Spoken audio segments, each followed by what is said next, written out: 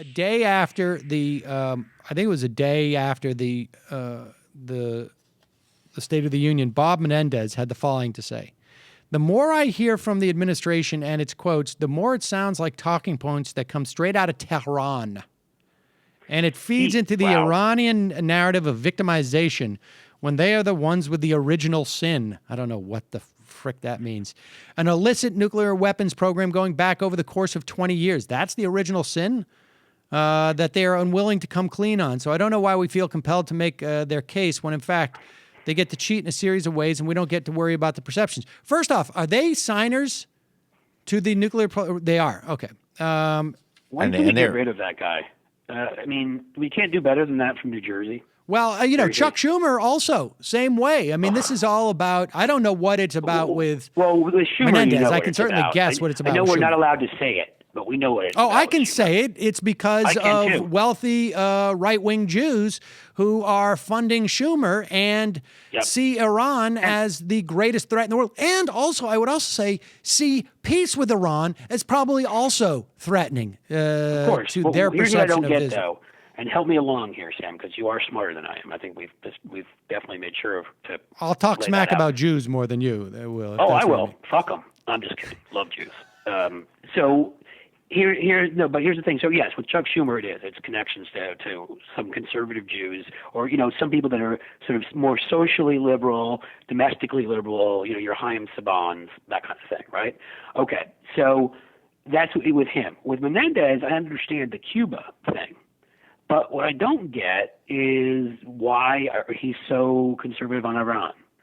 And, I mean, is it, I guess maybe he shares some funders? I would imagine. With Schumer? I mean, maybe that's what it is, because otherwise there's not that personal thing like there is with Schumer and Israel and like with Menendez. Oh, no, I Cuba. think it's probably, it's the same donor base is basically what it comes down to. They have the same, they get the same, New Jersey, it's the same donor base. That's true, right? Like sort of like how Andrew Cuomo and Chris Christie are supported by all the same people. Yes, absolutely, and I think that's definitely it. And look, here's the bottom line: where we are with Iran. Just to remind people that a deal was forged, I guess, back in November 20. Oh, okay, so over a year. And 2 or 3 months ago, in November of 2013, there were 5 nations that came together. The U.S., France, Germany, Britain, Russia, and China, and made an agreement with the Iranians that basically did 3 things. It stopped the progress of what we perceived as the most sort of delicate or nervous-making aspects of Iran's nuclear program. It provided for more access to their nuclear facilities so that the AIE could actually go in every day and IAEA could go in virtually every day and check those facilities. And then it also gave time to negotiate a long-term settlement with Iran.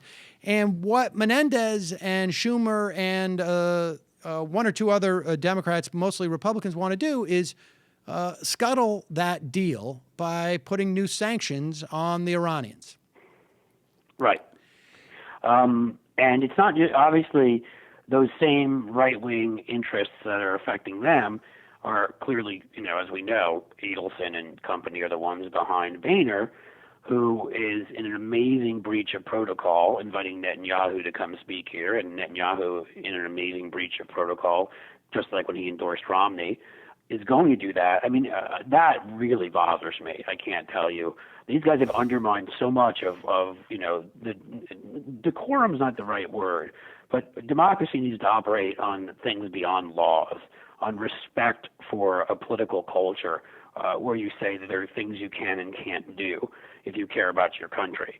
And we can't be speaking with 5 different voices about what our foreign policy is. We just can't. There's a reason why that's meant to be the chief executive. And Boehner doing that is unbelievable. I don't think it's gotten the kind of backlash even it deserves. It's gotten a lot, but it deserves more. The founders would have called that treason. Yeah, it's pretty stunning. I don't know what one does at that point, but you would hope, and I haven't seen it on the news. People saying like this is really unprecedented and problematic, but hope springs eternal, right? It's not been done before.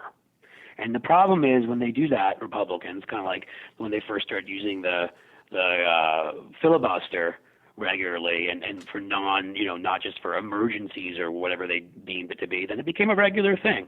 And now it's a part of the process. That's how they do it.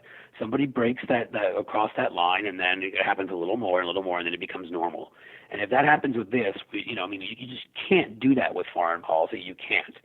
We can't operate that way. And so it's just another reminder had the Democrats, had Nancy Pelosi done this in 2007, oh my God. I mean, can you imagine what would happen? I mean, she'd be a traitor. Fox News 24/7 that she's a traitor and she should be tried for it. They'd be building the gallows, for God's sakes.